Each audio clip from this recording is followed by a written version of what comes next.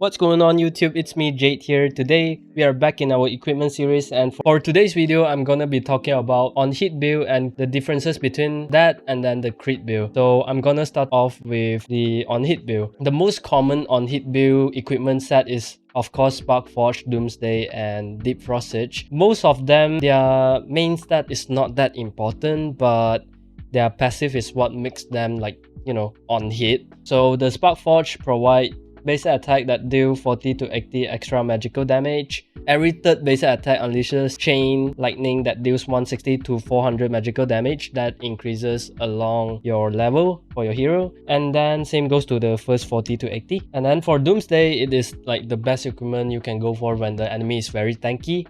So the basic attack deal an extra 80 to 160 plus 7% of the target's extra health of physical damage. And then this one mainly just slow down the enemy movement speed and do some basic attack and skill damage increase. So let's move on to the crit build. Starting off with Shadow Reaper, of course, is more into passive, but crit build is more into the main stat and the passive is more of a additional thing to help them feel better. Shadow Reaper increases mainly the attack speed and critical rate is the more important one for most MM.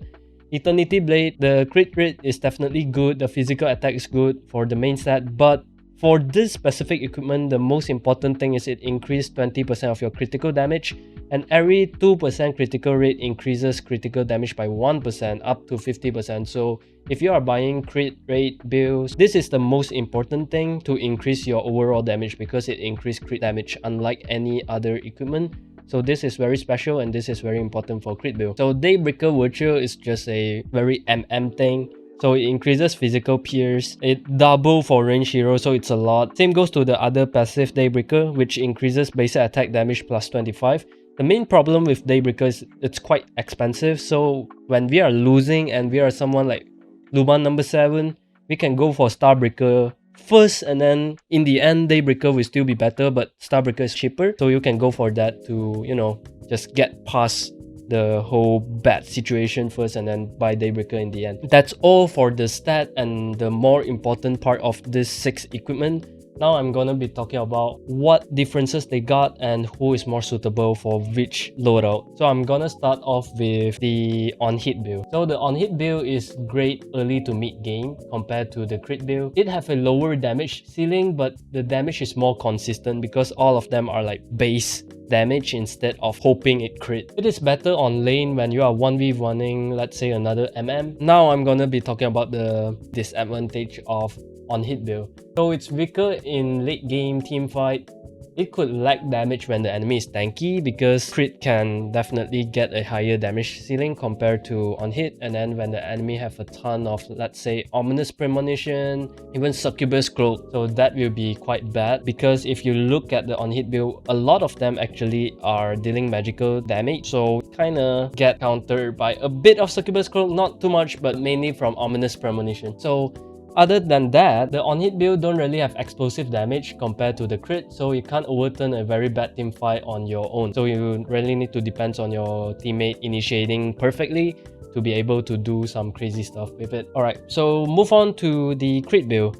So the crit build, the advantage of it is of course late game is way stronger than the on-hit build, and then the damage ceiling for it is way higher, but it is way lesser consistent. This is their disadvantage. The consistency is very bad.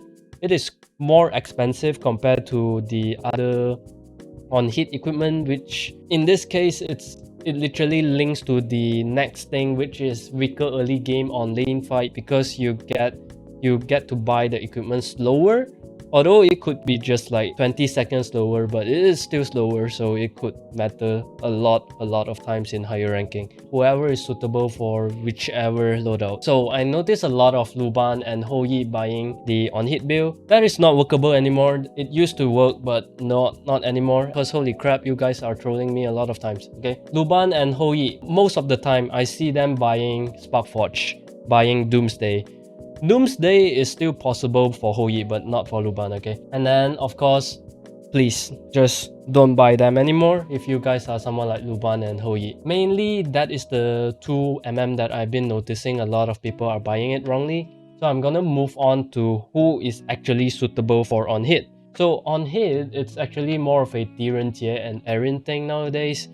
Those are like the best case scenario when it comes to MM buying on hit. Other than that, most of the MM nowadays are just crit. Just remember that Erin, one of the stronger one in today's game when it comes to farm lane, it's definitely a full-on hit build. And Tirenjie is technically a combination of both. Nowadays, people don't go for Deep Frost Siege, but instead they buy Sparkforge, Doomsday, and after that they go for Daybreaker's Virtue. So it's like the damage ceiling is better, and then the damage is consistent enough for his skill.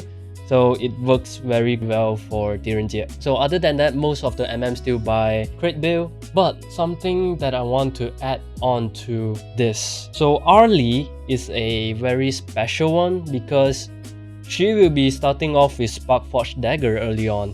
But if you somehow manage to play an early game that go past 15 to 17 minutes, and you got so much gold that you can start buying random stuff, then early equipment is mostly crit except for Sparkforge.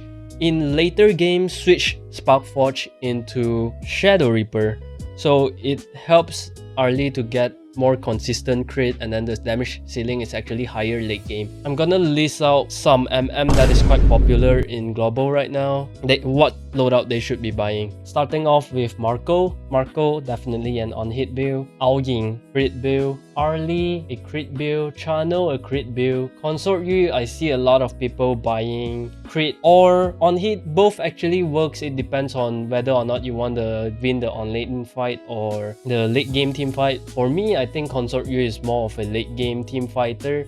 So in this case, I actually like more of an early loadout playstyle, which is going for Sparkforge first and then moving forward with crit damage item, and then in the end we switch Sparkforge with Shadow Reaper.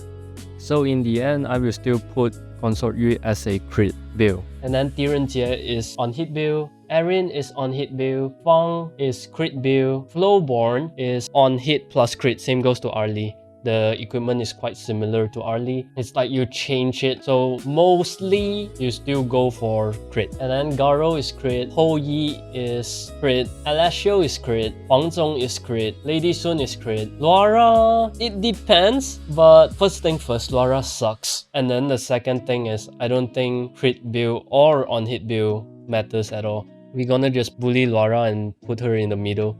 And then Luban number 7, of course, crit. Mengya is crit. And then Shouyue is crit. So as you can see, pretty much every single MM nowadays are still going for crit. Rarely they go for on hit, but a few quite special MM that fits on hit. And then most of it is still crit. So again, Luban and Hou Yi, please go crit. Another quick little add-on here. So for hero that go for crit but buy Sparkforge first, like Arlie and Consort Yu, do remember that Sparkforge is always better if you switch it to Shadow Reaper in late game if you are a crit rate build MM. And that's it. If you are buying crit build and then you will think that you are losing the on lane fight, and then you think that, oh, Jade said that Sparkforge is better on lane. But a lot of hero, like let's say Chano, actually need the crit rate, the movement speed. Not the movement speed is more of an additional thing, but the crit rate is very, very good for someone like Chano. So Chano can't buy Sparkforge. It doesn't suit Chano. It only suits a few hero that can benefit from this, which is like Arlie, Consort Yu, and sometimes Hou Yi. But it depends. Hou Yi, Sparkforge Dagger can be better early game, but in the end of the day, he is still way better building crit. So in late game, can switch to Shadow Reaper too. So these 3 heroes are the one that I'm thinking of right now. If you guys have any question, again, feel free to ask. Any hero that you guys don't know what build you should go for, just, ask me and I will just answer it. Okay, yep, that's it. Goodbye everyone.